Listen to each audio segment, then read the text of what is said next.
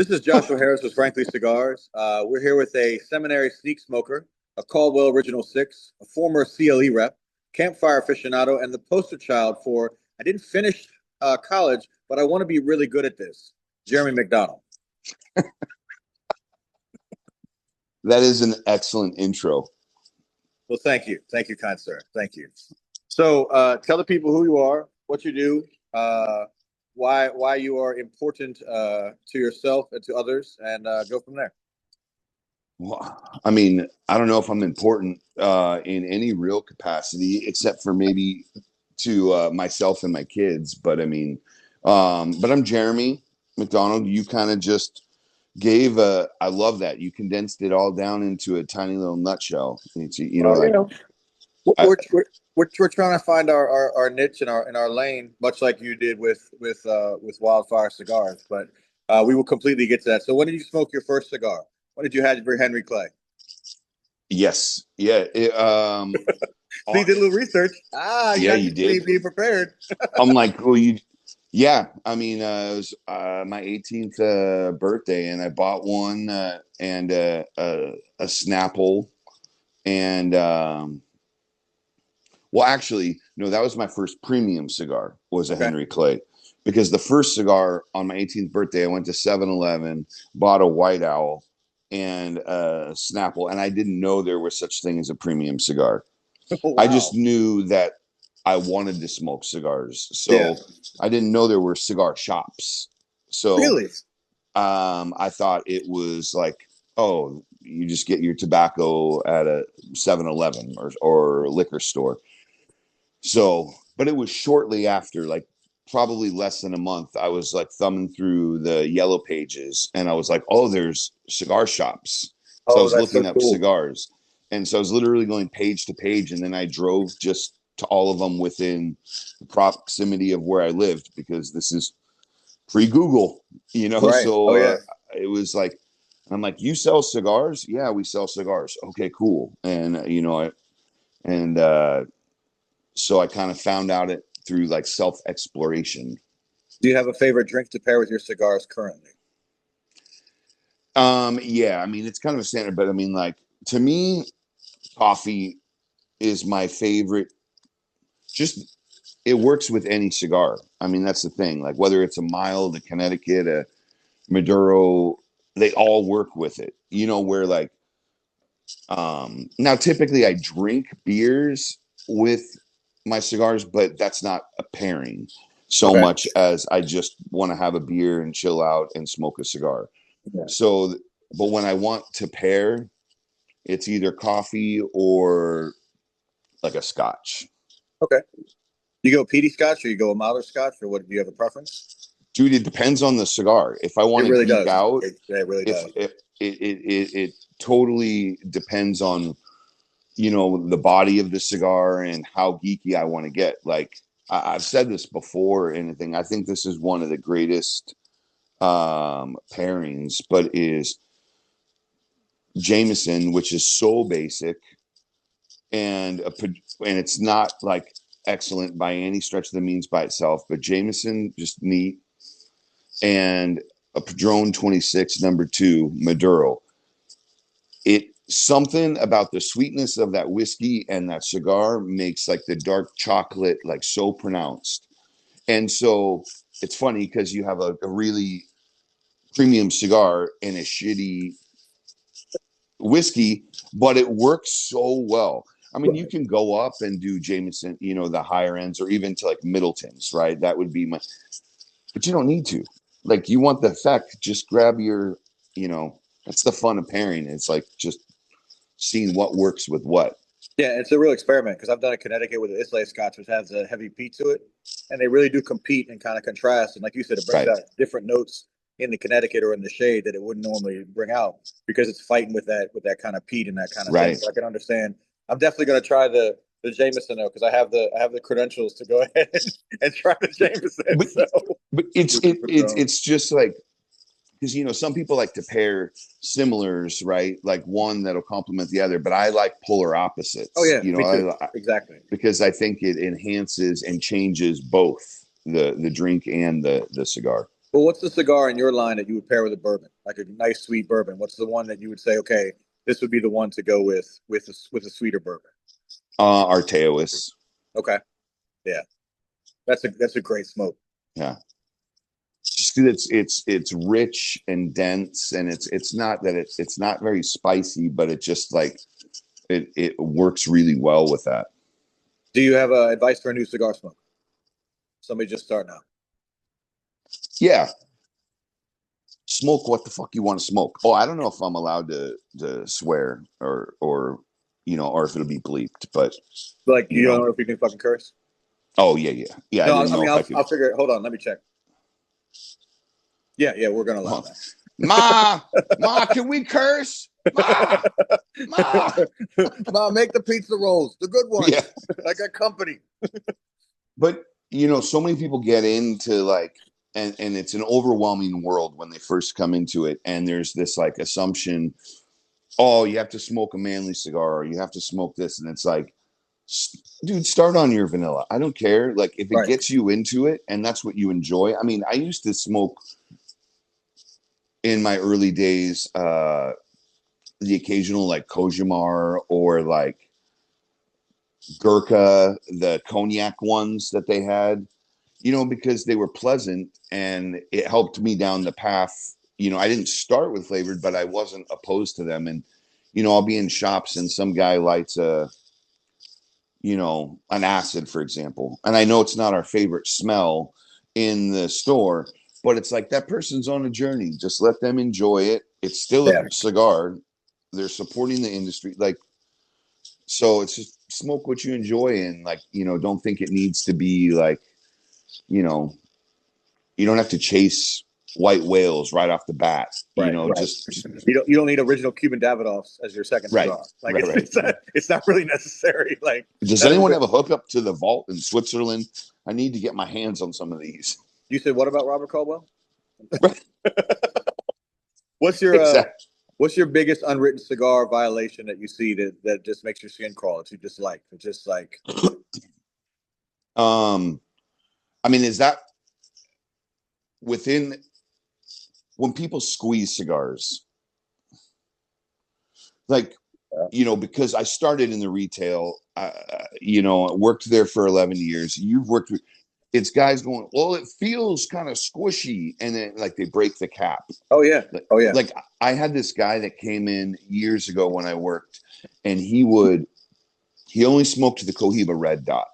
Right. Okay. And so it's expensive. At that point it was like an 18, which 13 years ago, that was, like pretty expensive. Yeah. Yeah.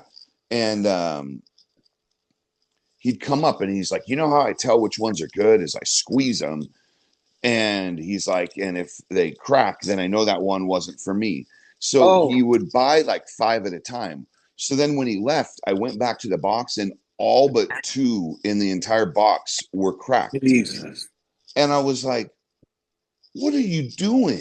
Like, that is not how you, that is not at all how you like. Yeah. So that's definitely, because it ruins the cigar. This is my other favorite. Yeah. It's like, does it smell like plastic? Because that's exactly what it is. You're getting plastic around it. Like, that's the notes of, plastic are just really, really bringing out. Yeah. So we've been through the Henry Clay. You had a White Owl occasionally. You've had the cognac from Gurkhas. What was the moment where you felt like a real cigar smoker? Where like you were like, okay, I'm a cigar smoker. I mean, it was pretty instant in the sense of, I guess it would be 2 different occasions, because I knew I was going to love cigars, like, because of my uncles and all of that I had watched. And so that first cigar, I was just like, oh yeah, this is like, I felt like me. Like I put on a perfectly fitting coat or something, or a pair of pants, where I was like, yeah, this is, I'm about this. So it would be kind of the first experience, which wasn't the cigar, it was the smoking experience. And then the shop I ended up working at, they had opened up a lounge, and I'd never hung out in the shop. I would buy my cigars and leave, because I was very intimidated by the culture of cigar smokers. And so he convinced me, hey, we're opening up the private lounge. I'd like you to stay for the night. Why don't you smoke a cigar? Wow. And you came in and you drew out of a hat, and everybody won some sort of a tchotchke, like, oh, you get a cutter, you get a lighter. Right. So I won a cigar, and I won a Davidoff Annie No. 2. Wow. Never smoked Davidoff, had never, and so I was like, all right, cool. It's a Churchill. And so I lit it and I started smoking it, and I was like, what the fuck? Yeah, completely different. And I was like, oh, this isn't what I thought it was. This is a whole nother world. And it just opened, like, like the lid got lifted. And I was just like, oh, yeah, this is. So it was like, I knew I was into cigars. And then when I had that one, that was the first one that I was just like, all right, like I'm in. So then that leads us to our next question. What was the last cigar that surprised you? So right around Christmas time, I was helping out because I was just at home, and I was helping out at the retail shop that I came from. Okay. Right. And so I was like, I was doing a few shifts just to help while a guy was away for the holidays. And so I was like, I want to try everything I haven't smoked, because I've been a little disconnected because I'm smoking so much of my own stuff. Right. And most of it was whatever. But I smoked, like, you kind of know what to expect from company A, B, C. Yeah. But I smoked the Oz from Ozinger.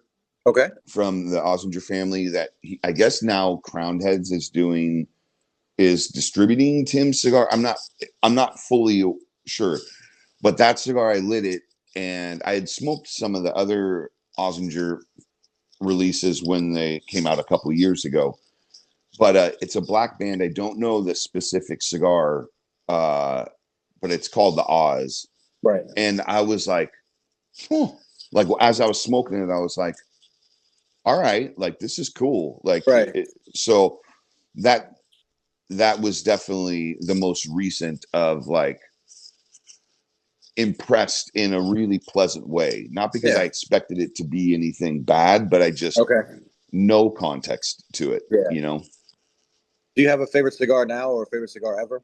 That, like, the way we colorize this for other people is, what would be the cigar that you want for your birthday if somebody were going to buy you a cigar?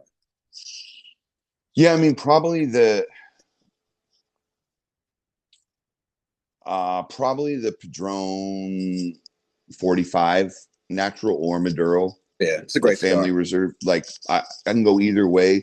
So if, like, you want to hand me something and impress me that's going to make me excited, like, that'll give me a little cigar boner. And but what I'm smoking that I like, I really, really enjoy, even though it's not a brand new cigar, I really love the High Claire Castle from Foundation. Really? Yeah. The natural or the Maduro? Natural. Yeah, I could see that. To me, it's like the Nicaraguan version of, like, it's refined, but it still has the grit of, like, Nicaragua in it. And, like, so yeah, there's something about it that just really, like, tickles me. Like, even on the dry draw, it's Nicaragua. Like, you go ahead, you cut it, and then you dry draw. You're like, oh, this is Nicaragua. Okay, all right. Let's strap but in. It's an elegant Nicaraguan, but it still has, like, it has personality to it. And so, like, it's not an all-time favorite, but, like, currently it's one of my, like, go-tos. What's your favorite cigar in your line? Well, I smoked past tense, most of the Wanderer. I think it's the most, like, balanced. But I mean, with this year, I have new answers to that. They're just not yet to come because of what is coming this next year. Maybe we could sit down on the 17th of April and talk about that. that would everything will be in motion by then, so that would be a good. Good. Okay, so I'll come by the trailer and sit around the campfire, and we can talk about that on the 17th. Okay, no, that's good. Is there accessory that you can't live without? No, I mean, I like all. I've been in it so long where it's like, oh, another cool gadget, and then I lose it. You know what I mean? Like, it's a draw poker. Oh, it's a yeah. it's a this. My fingers work well to unless it's a torpedo. Yeah. I can't get the cap off. And honestly, I use a Bic more than anything because you can use it anywhere. Yeah. It works in different altitudes. It's cheap, so if you lose it, and it still lights your cigar. But So you could go back and get the guy who squeezed the cohibas, and he could break the torpedo for you, and then you could be able to smoke it. that's actually true. I need to bring that guy with me. It's See, like a 6'5", 70-year-old man. As a consigliere. So we touched on it earlier in the introduction. You work at a shop. You work for CLE. You worked with Robert Caldwell. Now you're out on your own in Wildfire. Is there anybody in the industry who epically impresses you? Is there anybody who just say, man, this guy or this lady really has it? I mean, I've been really impressed with what Nick has been able to do in our industry, Nick Malio, especially considering, like, I don't know if there's another brand that's going to do what he did in our industry, at least not for a very, very long time. You know, Caldwell came out, we definitely made waves and did our thing. But Nick is the last guy to debut that has reached the level that he's at. And I don't see another, just because of like our industry and the way it is, I don't see another brand doing that. So and it's crazy because he's a regular guy. Like when you talk to him, he doesn't realize who he is. Like he's one of those guys who's just. And it's funny because like he'll say these encouraging things to me, and he's like, "Bro, now it's your turn," and I'm like, "Like yeah, it's my turn. I'm gonna do this too." You know, it's like I'm a a mom and pop shop, right? Like it's a small brand, and I'm really happy with it. But it's like I don't even think I want to deal with what he has to deal with on the day to day. Like I went off on my own, so I didn't have to, deal with every single person and obviously it's still work, but on my terms. Yeah. All right. Well, we've come to the end, and the last question is there anything you want to ask me? Yeah. Okay. What's your favorite or what's your most memorable cigar experience? Not necessarily like cigar itself, but experience. So there was a shop that used to be in the mall locally next to me. And I walked in the shop and they said, sit down on the stool. And they had 3 smoking stools. That's how small the shop was. The humidor is actually bigger than the shop. And they sat down and put a cigar in my hand with rolling paper wrapped around it and said, this is not a Cuban, and poured me 50-year-old port. And so I was smoking a 13-year-old Cuban cigar and drinking the port. And I was just like, yeah, like the mind just blows. And it's not, and so we're all addicts to a certain extent. And so just chasing that particular bit has always been so amazing. And I find facets of it within other cigars and with other experiences. And, I remember my first cigar that I smoked, after I did X or after I had my kid or after Y. But I think that there are moments of that and ribbons that go from that to now that are just amazing. And that's why I keep coming back to it. And that's why I keep smoking cigars, is because, you've said it before in other interviews that cigars are the grand equalizer, that you can have a guy who's sitting down here. And I've told this story before, and I don't know if you've heard this, but my 3rd cigar ever, I sat down at a shop and it was a 4-top. And the guys who were sitting there, the guy across from me was the guy who'd been convicted. The guy next to him was his lawyer, and the guy across from me was a judge. And they were sitting down having a cigar because at that point they were cigar smokers. They didn't have those rolls anymore. They were just cigar smokers who were just enjoying it. And so that's why we started this whole thing, is because there's a bunch of people that we can't talk to anymore who've done this for years. And so I wanted to talk to you, and I wanted to talk to Izzy from Drew Estates and Rick Rodriguez from West Tampa and the guys from ATL and just document their stories and just regular cigar smokers. I reach out to people all the time on Instagram and on Facebook, and they're like, well, I'm not an influencer. I just kind of like cigars and I know what I like. And I'm like, yeah, but I want your story to be documented as well. So I think that that moment spurred this moment to be here with you. And I can't thank you enough, bro. I really can't. I mean, I know that it's a completely different time zone that you're in, and you know, it's morning time. That's why one of us is drinking whiskey and the other one's drinking beer. Right. You know, because I know you don't have coffee in that cup. I just know you don't. I've known you too well to know that you don't have coffee in that cup. But no, but I do appreciate it, and you know, continued success to you. And you know, there's the Irish blessing that I think applies. May you get everything that you want and nothing that you deserve. And I think that's that pretty much sums it up. I like it. Yeah, this has been Joshua Harris on Frankly Cigars with the co-founder, benefactor, and amazingness of Wildfire Cigars. Thanks, Jeremy. Hey, thanks so much, man.